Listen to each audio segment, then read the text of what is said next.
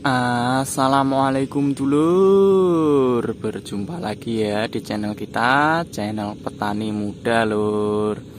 Ya dulur, aku mau ngucapin terima kasih bagi sedulur-sedulur yang sudah subscribe. Bagi sedulur-sedulur yang belum subscribe, aku minta tolong lur ya, minta tolong di subscribe. Salam petani muda, salam petani milenial. Ya dulur, ini pagi ini kita ke lahan. Lihat tanaman padi kita berjenis atau varietas mentek wangi. Ini sudah 10 harian nggak kerawat lur ya. Ini bisa ditandai dengan tanaman terserang jamur blaze nih lur. Ini kan terserang blaze lur nih ya.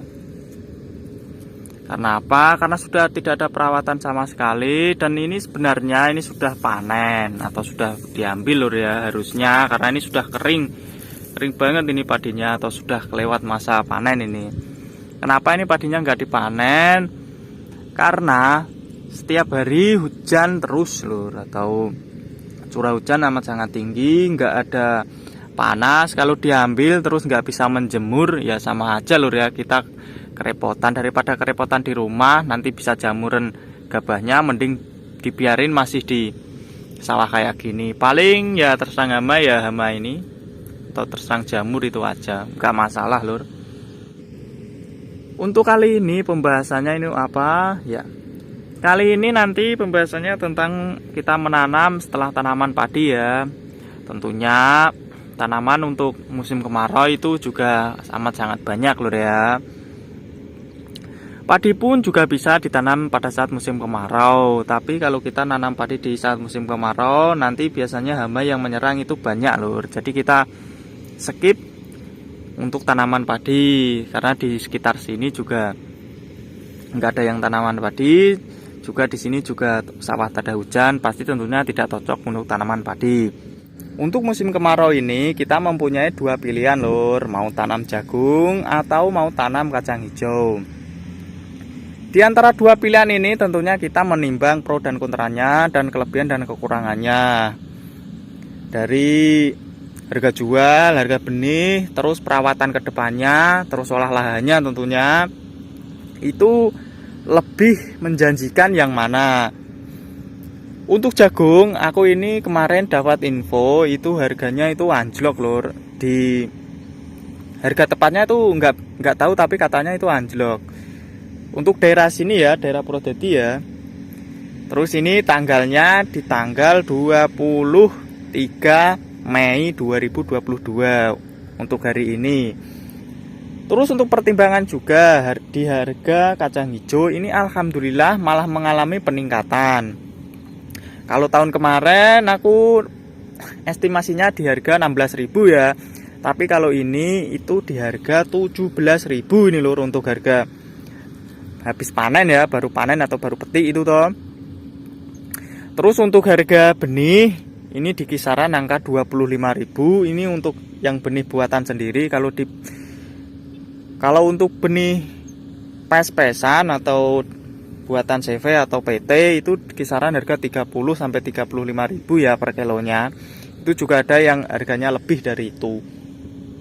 Nah, untuk pemilihan kali ini kita memilih tanam kacang hijau. Karena apa? Karena prospek kedepannya itu lebih menguntungkan. Untuk kacang hijau ini tentunya kita harus mempersiapkan lur ya, dari lahan, terus bibit,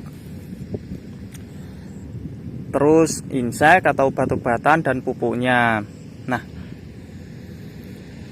untuk awalannya tentunya yang akan dipilih adalah lahannya. Kenapa lahan nggak bibitnya dulu? Karena lahan adalah yang menentukan hasil dari tanaman kita. Untuk lahan ini lur, ini seperti sebelah ini.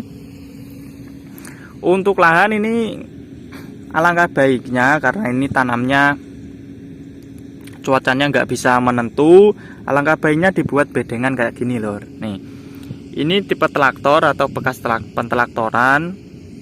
Tapi ini belum dirapikan lur ya, cuma baru di traktor. Terus dibuat galengan-galengan kayak gini supaya nanti kalau ada hujan yang tinggi itu bisa membuang air. Tapi kalau masih kayak gini ya ini belum berani untuk ditanamin. Kalau yang sebelah sini ini yang masih belum di traktor atau masih belum dikasih galengan lur ya. Kalau yang kayak gini itu nanti rawan itu kedepannya kalau langsung ya. Jadi kita sebelumnya antisipasi lahan kita dulu. Setelah kita melakukan antisipasi atau pembuatan bedengan kayak gini, langkah kedua apa? Apakah perlu dikasih pemupukan dasar? Untuk pemupukan dasar itu bisa dikasih atau bisa tidak. Tapi alangkah baiknya kalau sedulur masih punya sisa pupuk itu bisa dikasih. Terus pupuk apa yang bisa dikasih? Kalau untuk pupuk itu bisa dikasih Ponska dan TSP. Karena apa? Kalau untuk urea sendiri itu tanaman kacang hijau itu bisa menyerap nitrogen dari udara. Jadi kalau urea juga bisa dihasilkan dari ponskanya itu sendiri lur ya. Jadi nggak perlu kita mengasih pupuk urea. Itu kalau dengan catatan kalau masih sisa. Kalau nggak ada sisa rabuk atau pupuk dari tanaman padi ya nggak usah lur. Kita cari yang simpel-simpel aja. Nah, setelah itu kalau lahan sudah dipersiapkan dengan baik, setelah pemupukan dasar ya, mau dikasih atau tidaknya, kita juga lihat lahan. Kita juga harus melihat atau rindik-rindik nanti tanaman padi atau gulma-gulma pasti sudah tumbuh lur ya. Jadi kita harus antisipasi dari hama gulma. Kita bisa menggunakan Noxon atau Dramason. Karena itu kan paraquat amat sangat baik untuk membunuh yang sudah muncul rindinya atau tunas-tunas baru ya, langsung tewas itu atau kering. Kalau kita menggunakan yang sistemik dikhawatirkan nanti sisa racun itu masih mengendap di tanah. Karena kan namanya sistemik kan lama lur ya hilangnya itu toh. Jadi kita antisipasinya kayak gitu aja. Kalau kita menggunakan sistemik nanti pada saat kita sudah tanam dengan herbisida sistemik yang selektif untuk tanaman kacang hijaunya itu sendiri.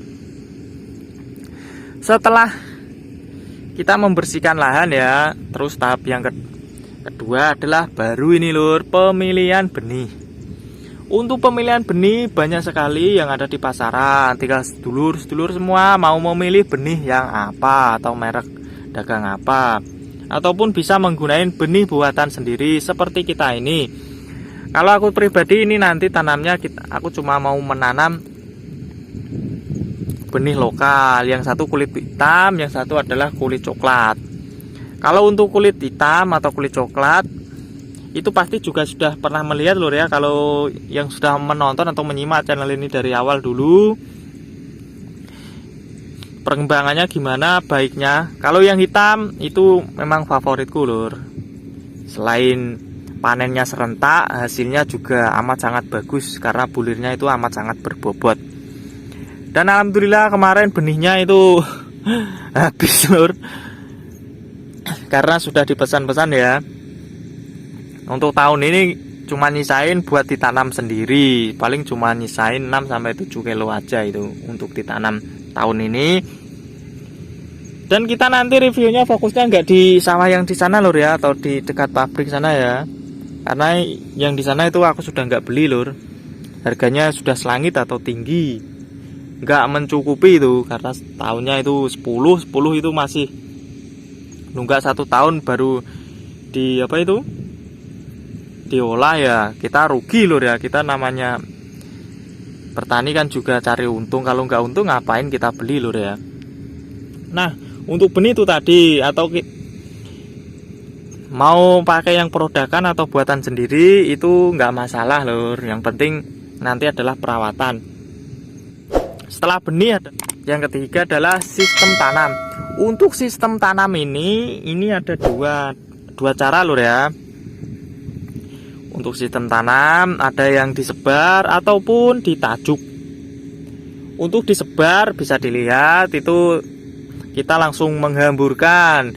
Kelebihannya dari sistem sebar ini adalah kita lebih menghemat waktu dan tentunya menghemat biaya yang akan kita keluarkan, karena kita tidak membutuhkan tenaga banyak. Kita bisa menggunakan tenaga diri kita sendiri.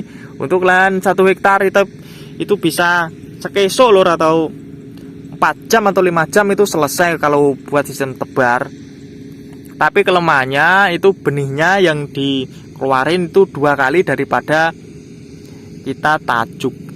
Terus yang kedua adalah kita bisa menggunakan sistem tajuk. Sistem tajuk ini pasti tentunya juga ada kelebihannya. Selain bibit yang dikeluarin itu amat sangat sedikit atau separuh dari yang sistem tebar, itu tanaman juga bisa serentak. Maksudnya serentak itu rapi gitu loh ya, bisa sejajar. Untuk tanamannya itu per lubang kita juga bisa menyetel, mau diisi 1, 2, 3 itu kan terserah diri kita sendiri. Tapi alangkah baiknya kalau kita menggunakan sistem tajuk, per tajuk itu diisi 1 sampai 2 biji saja lur, nggak usah banyak-banyak. Sampai 3 itu sebenarnya itu kelebihan. Kalau bisa ya 1 aja. Kalau bisa tumbuh semua ya itu bagus. Tapi untuk menyiasati kalau nggak ada yang nggak tumbuh, jadi alangkah baiknya 2, 1 dan 2 itu aja lur. Nah itu tadi kita pembahasannya sampai sini saja dulu lur ya, dari olah tanah, pemilihan benih, dan sistem tanamnya.